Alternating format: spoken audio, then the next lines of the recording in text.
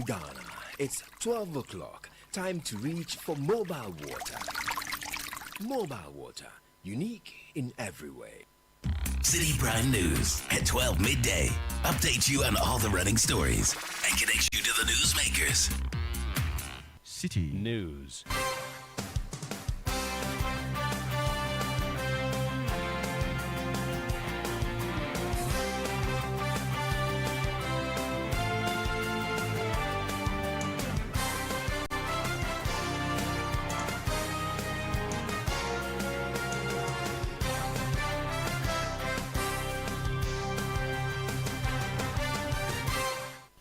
It's midday. A very good afternoon to you and welcome to the Citi Prime News on 97.3 Citi FM.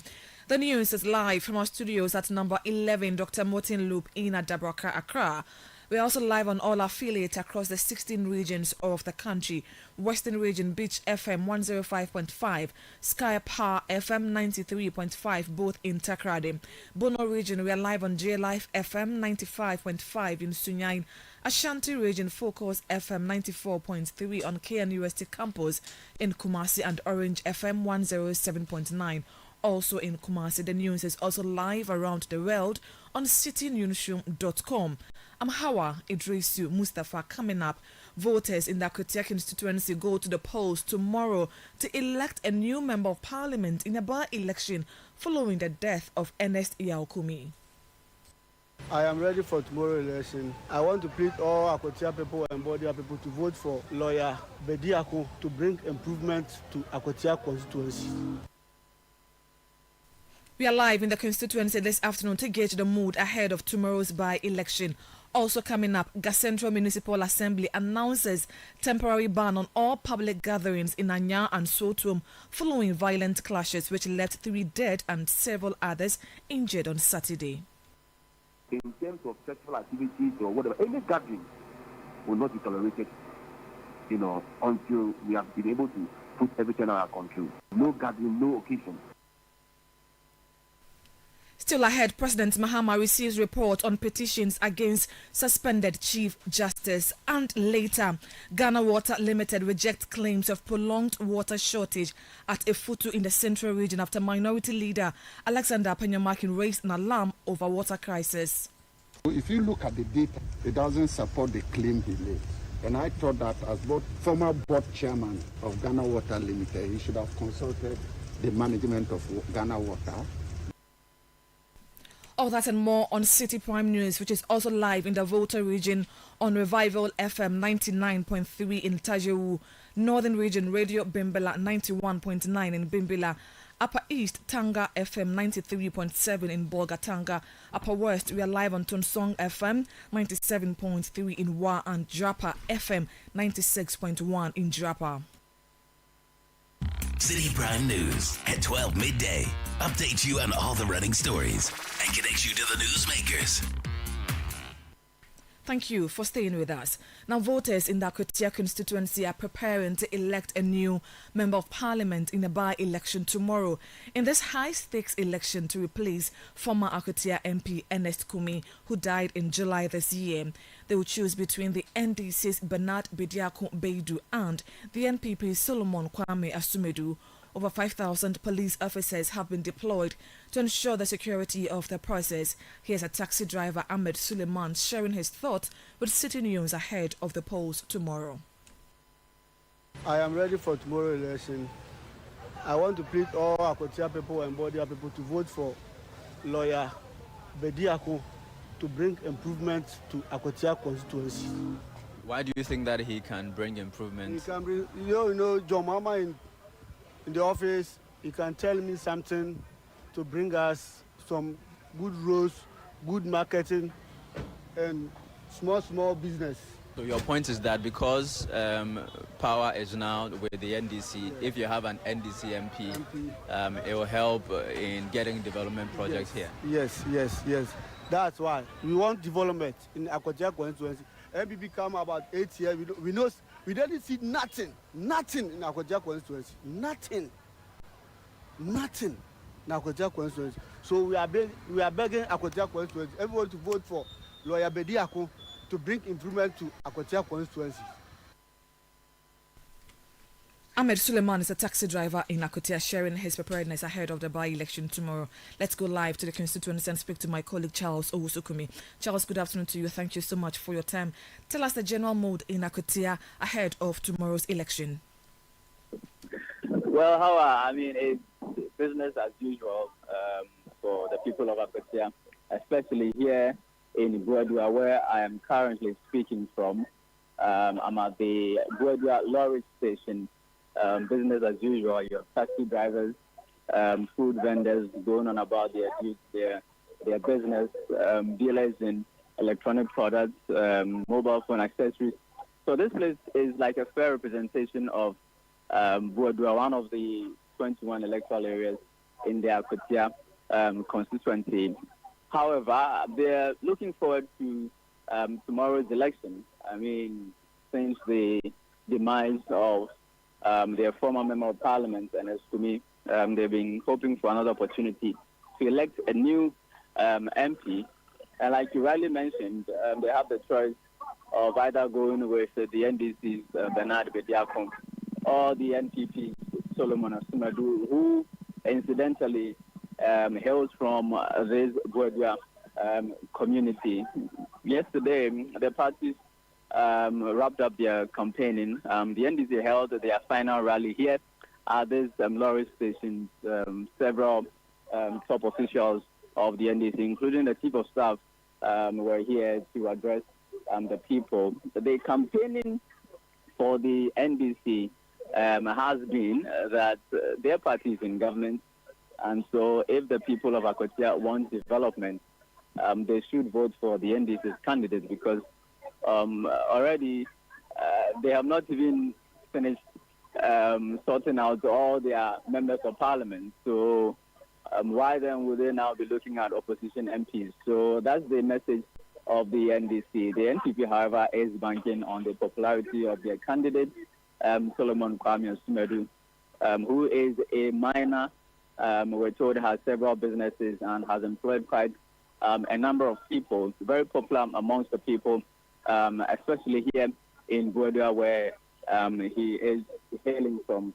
Like I told you earlier, this place fairly represents the community because you have all manner of persons here. There's a group of people seated here currently.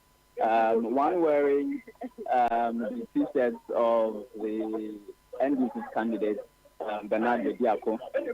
There's also another woman here selling rice. I'll just engage them briefly on just the general expectations of tomorrow's poll.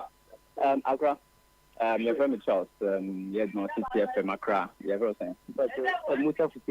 Musa Hussein. I want to say, Lawyer Bediako, Matadi, and your tenant. Giddy cry. Oh, me put them in the and the crop of you brother and idea. Oh, I sure say Lawyer Bediako.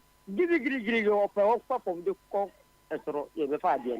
I see, I asked me to do a hand of you. I think I wait and come on with you. But dear, my say, besides, I told you, only cano or the day, pipe forward to make you are. There's a employee, young Madam, the minimum.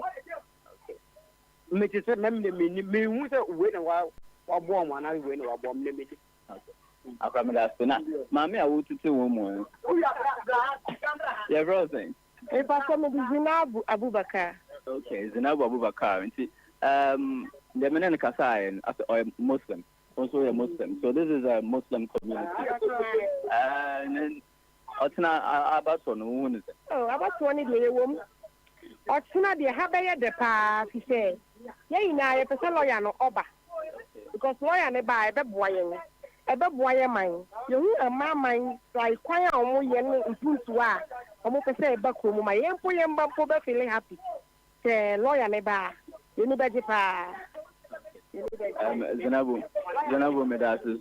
How about those are the views of a few other people. Well, some more people want to engage as a prior process. My name is Ashmi Bashir. Ashmi Bashir. I'm a coach. Okay. I'm a coach in Budia community. My name is Tabega.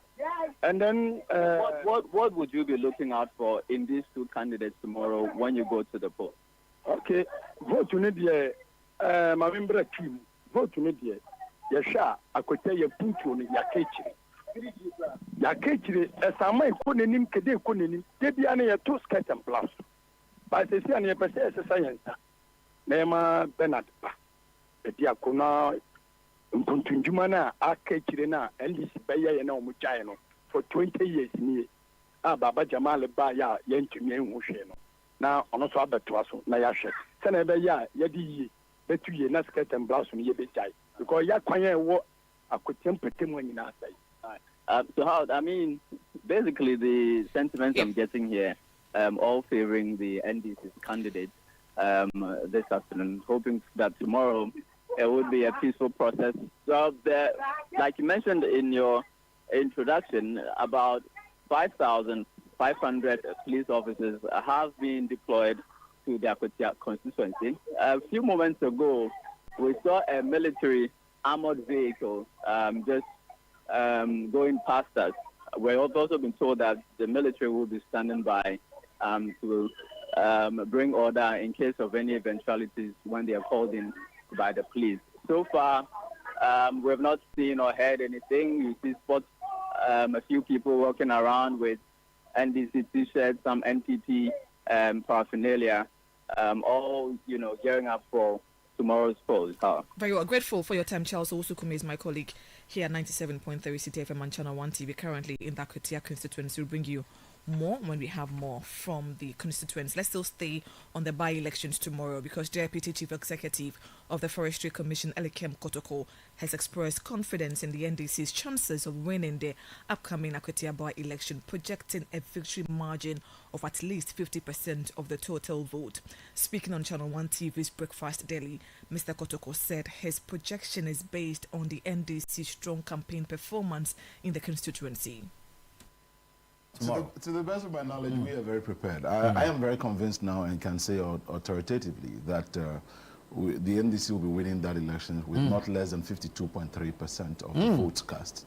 Yes, and so we are very, very set. And a lot of things account for this. Not only that, the controversy over the election at the point. I mean, we went to court and all that. But I must also say that, pardon me, but I don't know where Palgrave belongs now because there are a lot of factions within the NPP.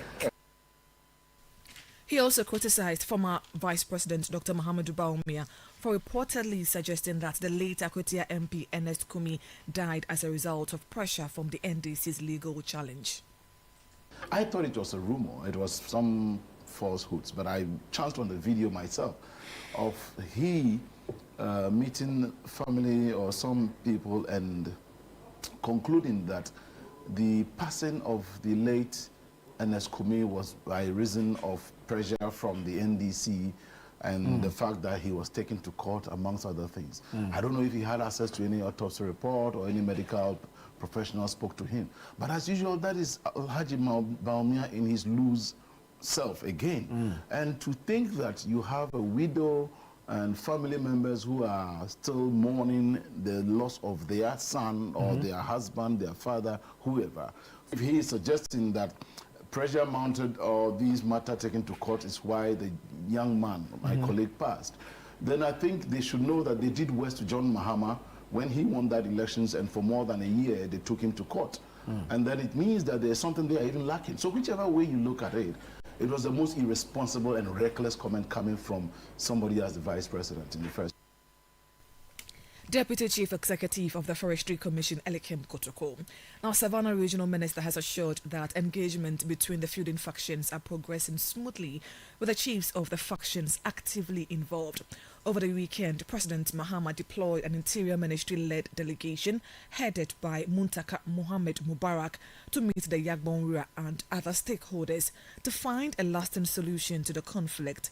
In an interview with Citi News, the minister expressed confidence that the discussions would soon bring finality to the matter. In fact, I can say that the presence of the high-powered delegation of His Excellency the President has tremendously helped in curbing any possible situation that we'll have on our hand. The information which got to us and reflect went and confirmed it from the King's Palace, the Yebunra, was that he wanted to take a step yesterday or today to the scene of the disturbance. That's Beningiri, Jinavo to be precise.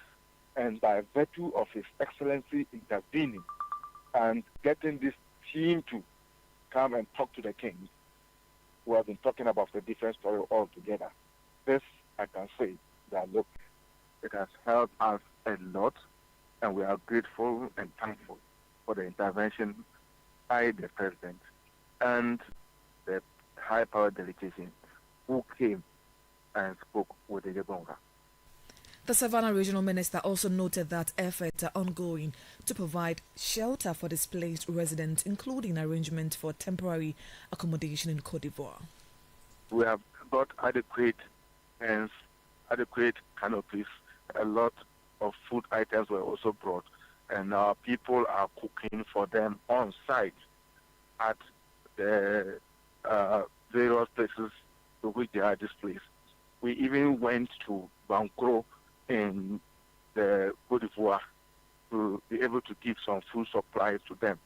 As we speak, tomorrow, God willing, I'm going to meet the president of the Bonkani region. That's like a regional minister in the Bonkani region in Côte d'Ivoire. And his prefect, like the DC, also in Bona. And we'll all look at how we can make the accommodation of the people who are temporarily displaced and they are in the Côte d'Ivoire section better. Thankfully, we have identified a place in Côte d'Ivoire that they can be housed and guided under tight security by both the Ivorian people and our people, not in Ivory Coast, but on the Ghana border. Salisu Auribe is Savannah Regional Minister. Now, the Inspector General of Police, Christian Tete Yohono, has reaffirmed the Ghana Police Service's commitment to peace and security in the Bola area of the Savannah region. The assurance follows violent clashes in Binyiri, Sola, Tuna Kalba district. Now, the IGP has directed the Special Operations Team to intensify daily patrols, particularly along boundary areas, and prioritize vulnerable communities to prevent further escalation and ensure the safety of all residents. This is still the City Prime News on 97.3 City FM.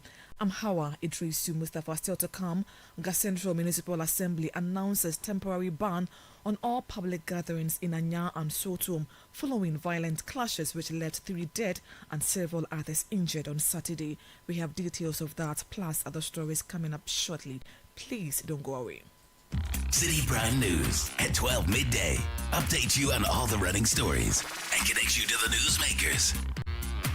Luck is everywhere for everyone. Yeah. The winning season is back, but this time I am collecting the wins like jollof at a wedding.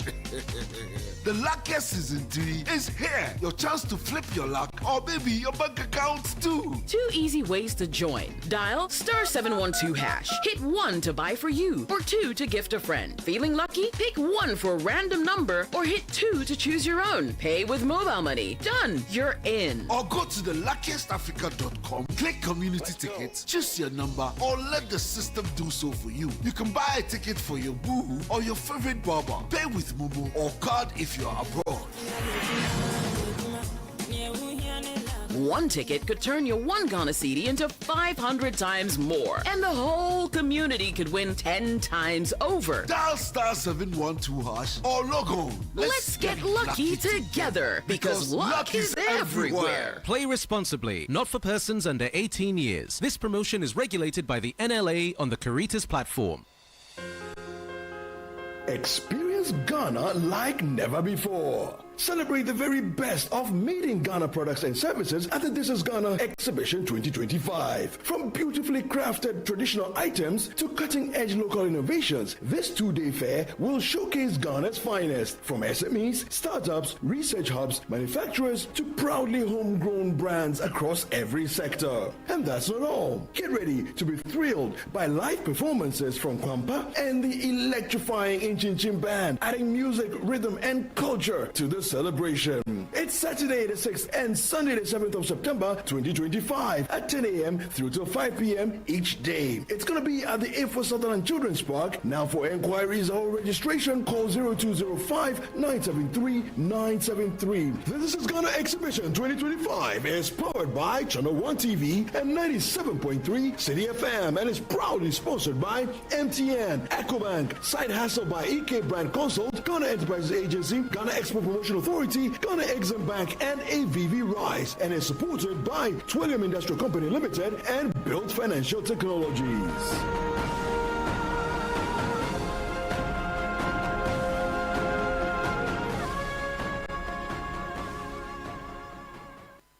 City Prime News at 12 midday.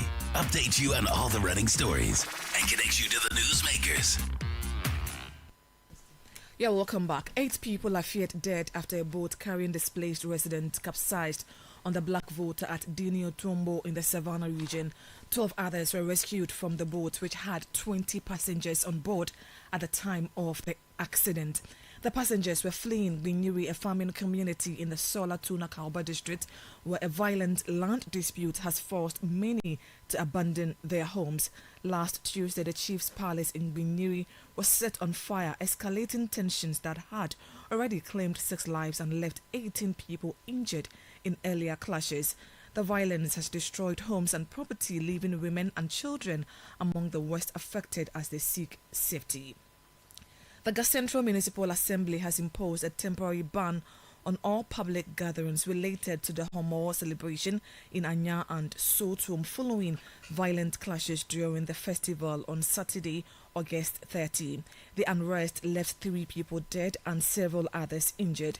Municipal Chief Executive Emmanuel Alote has assured residents that police will maintain security, allowing citizens to carry out their daily activities safely while calm is fully restored.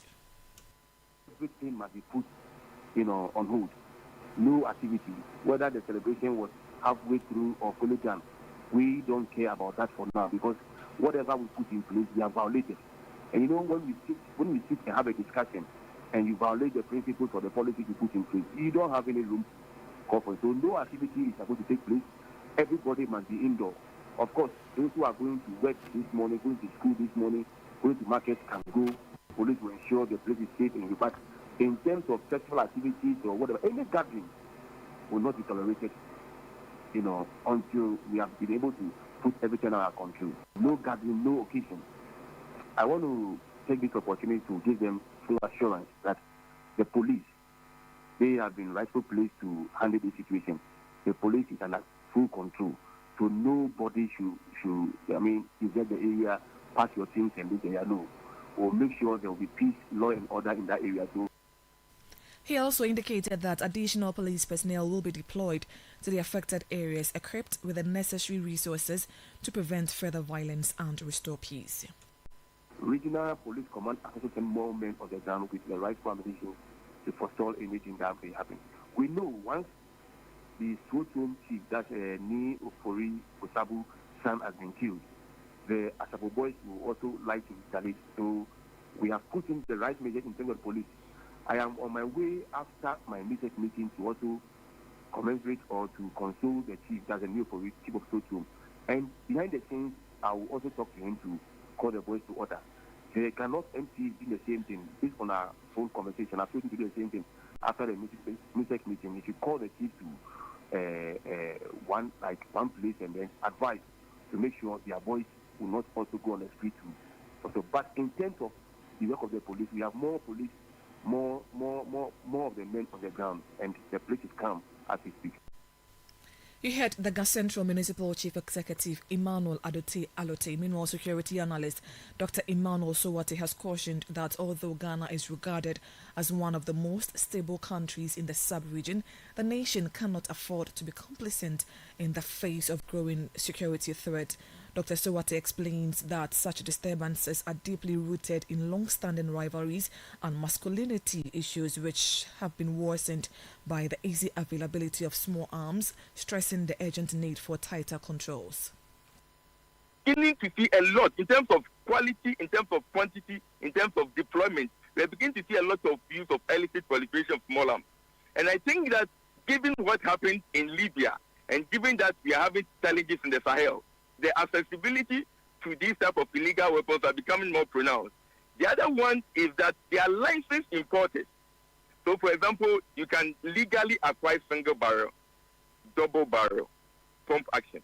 When you go to the mining community, you hear them Galamsey side, they talk about pump action in addition to other rifles. If you go to, and that's why I always try to encourage us that we should try and give police as much as possible information that they need. And the police will also try to enhance their legitimacy so that people will trust them. Sometimes you see the conflict, you might not understand it, but for some of the guys in there, it's a challenge to their notion of masculinity. And that challenge has to be responded. And if you don't respond, it's seen as a sign of weakness. You had security analyst Dr. Emmanuel Sowati. Now, the managing director of the Ghana Water Limited, Adam Wakilu, has refuted claims of a prolonged lack of water supply in areas within the Efutu constituency. In a letter dated August 20, 2025, the MP for Efutu, Alexander Penyo Markin, stated that water disruptions persisting for over 2 weeks have caused significant hardship for the constituency's population of more than 140,000. Speaking to the media during a visit to the Winneba Water Treatment Plant, Managing Director of the Ghana Water Limited, Adam Wakilu, clarified that the situation on the ground contradicts claims of water shortages, confirming that water supply in the Efutu area has been consistent. The Winneba Headworks produces 9,700 cubic meters of water daily, and there hadn't been any interruption. When I talk of interruption, means for about 6 hours, a full day, 2 days, 3 days, they hadn't been interruption. And Ghana Water, wherever we have interruption, we always inform our customers. So if you look at the data, it doesn't support the claim he made. And I thought that as board chairman, if he had evidence, former board chairman of Ghana Water Limited, he should have consulted the management of Ghana Water Limited to see whether what he has made is claim he has made is true or not. So I want to state emphatically that the statement that 140,000 customers has been affected as a result of shutdown cannot be supported by facts on the ground. The managing director of the Ghana Water Limited further stated that plans are well advanced to restore water supply to customers whose lines were affected by the ongoing Kaswa-Winneba Highway expansion project. I personally paid a visit to the Minister for Roads and Highways, and he assured me that he will act as quickly as possible to see how we get this relocation done.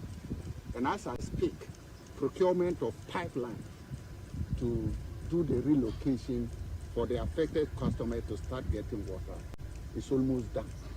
And I want to assure the affected customer that sooner than later, work will start and they will start getting water. That cannot be attributable to the statement he made, because he is very much aware that those customers were not getting water since 2024. You get my point. But I want to assure those customers that very soon work will start, and then we'll reconnect them to Ghana Water Limited. He had the managing director of the Ghana Water Limited, Adam Wakilu. Now, President John Dramani Mahama has received the report of the Article 146 Committee of an Inquiry set up to investigate petitions calling for the removal of Chief Justice Gertrude Saki Tokono. This follows the determination of a prima facie case in 3 separate petitions that sought the removal of the Chief Justice from office. In line with constitutional requirement, President Mahama constituted a 5-member committee to conduct the inquiry. The committee was chaired by Justice Gabriel Scott Puaman of the Supreme Court. Now, the President is expected to study the committee's findings and communicate his decision in accordance with the provisions of the 1992 Constitution.